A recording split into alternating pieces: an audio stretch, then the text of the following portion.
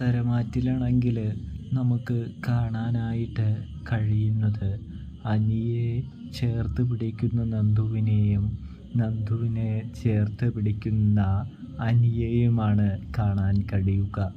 വിവാഹ നിശ്ചയം മുടങ്ങിയിട്ട് അവർ കണ്ടുമുട്ടുന്ന ഒരു നല്ല മുഹൂർത്തമാണ് നമുക്കിനി കാണാനായിട്ട് സാധിക്കുക.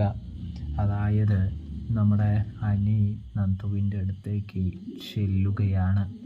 ചെന്നതിന് ശേഷം പറയുന്നുണ്ട്, നമുക്ക് വീട്ടുകാരുടെ സമ്മതത്തിന് നിൽക്കാതെ വിവാഹം കഴിച്ചോലോ എന്ന് ചോദിക്കുകയാണ്. ഇതേ സമയം നന്ദു ആണെങ്കിൽ അനിയെ പറഞ്ഞ് മനസ്സിലാക്കുകയാണ്, വീട്ടുകാരുടെ സമ്മതമില്ലാതെ ഞാൻ നിന്നെ വിവാഹം കഴിക്കില്ല, അത് തീർച്ച തന്നെയാണ്.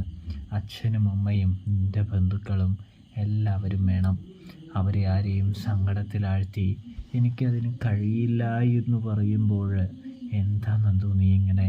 നമ്മൾ ഇനിയും ഒരു സ്ട്രോങ് ഡിസിഷൻ തീരുമാനമെടുത്ത് മുന്നോട്ട് പോയില്ലെങ്കിൽ നമ്മൾ പരസ്പരം വേദനിക്കുകയല്ലാതെ വേറെ ഒന്നും സംഭവിക്കില്ല എന്ന് പറയുന്നത് കാണാൻ സാധിക്കുന്നു.